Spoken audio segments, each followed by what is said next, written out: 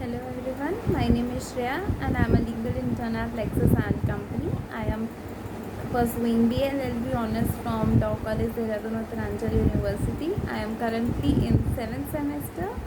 So I am very glad to have this opportunity of interning at Lexus and Company, because of which I am able to present to you guys with this video. So the purpose and topic for this video I will be gift or the hiba under the Muslim law. So yeah, let's begin. So what is a gift? Gift under the transfer of property.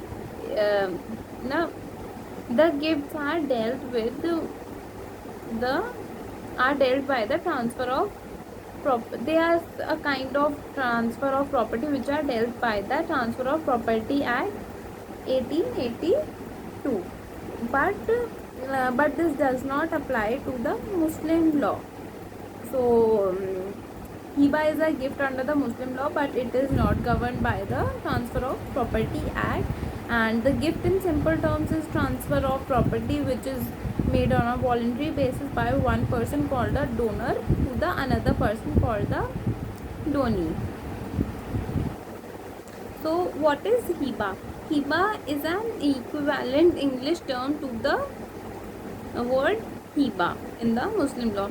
So hiba is nothing but a gift, and it can be defined as the donation of a thing from which the donee may arise some benefits, and it can also be termed as a transfer of it can also be termed as the transfer of property without any consideration. So FISI defines it as an immediate and unqualified transfer without a return. However, and according to Bailey, a gift is conferring of a right of something specific without any exchange. So any Muslim can make a gift of his own property or dispose of whole of his property, but he must be a major and of sound mind. In ordinary cases, 18 is the competent age to make a gift, but in some cases where the guardian has been appointed by the court, the competent age will be 21 years.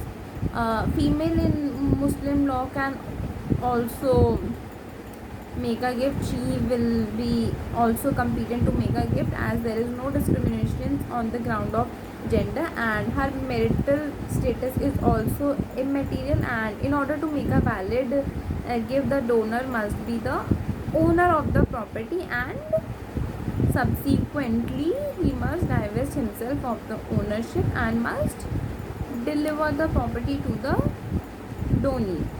So he has to be the owner of the property no matter what. And one of the essential conditions of the valid gift is that there should be immediate delivery of the possession of the property, and it would be void if it is operative on some future date. So, and what are the conditions regarding the revocation?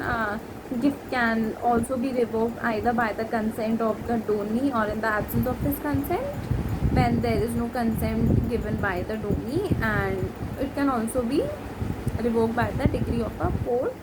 And on the part of donor, it can only be revoked by the donor, and it cannot, and such right cannot be exercised by his heirs. So this was some basic conditions, basic knowledge about the hiba. So next here is the different kinds of gifts or the hiba under the Muslim laws. First is the sadaqah. So what happens in sadaqah is, like, unlike the simple gift, sadaqah is a gift with a religious motive and is irrevocable, and it does not need to be expressly accepted by the donee. One of the mandatory requirement for a valid sadaqah is the delivery of the possession, and sadaqah can be made by two or more persons jointly. So this was about sadaqah. Next here is the hiba bil liwaz.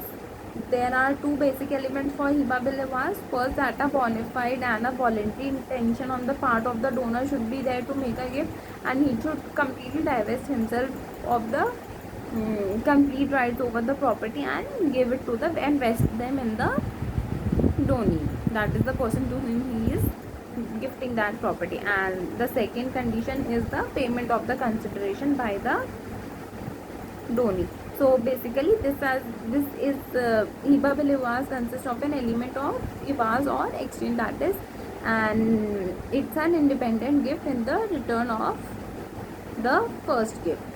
So next is the hiba ba shartul Awaz.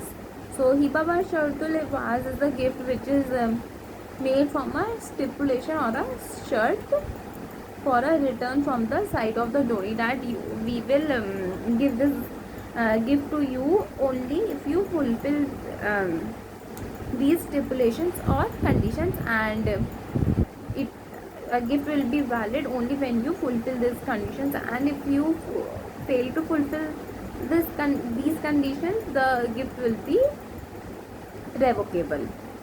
So, and the payment of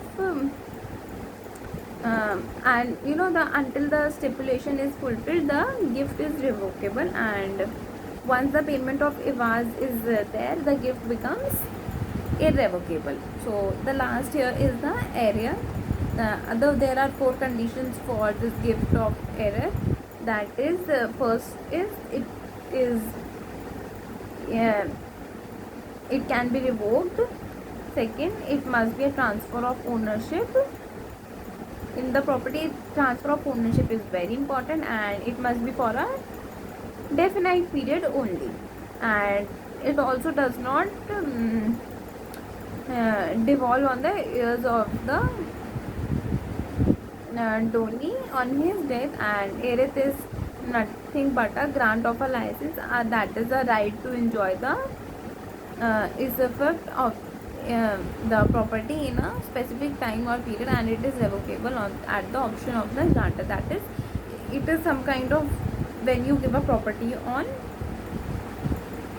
a rent, but here the rent will be nil, that is, it will be just you can use this property until and unless you are alive, and there will be no other such consideration for it, and it can be revoked by the donor. So this was about today's video. This was part 1 of the gift, and I'll explain the essentials of the gift in detail in my next video. I hope you guys have liked this video, understood this video. So do not forget to like and share this video, and if you have any question, do ask me, and also share the feedback with me. So thank you everyone for watching.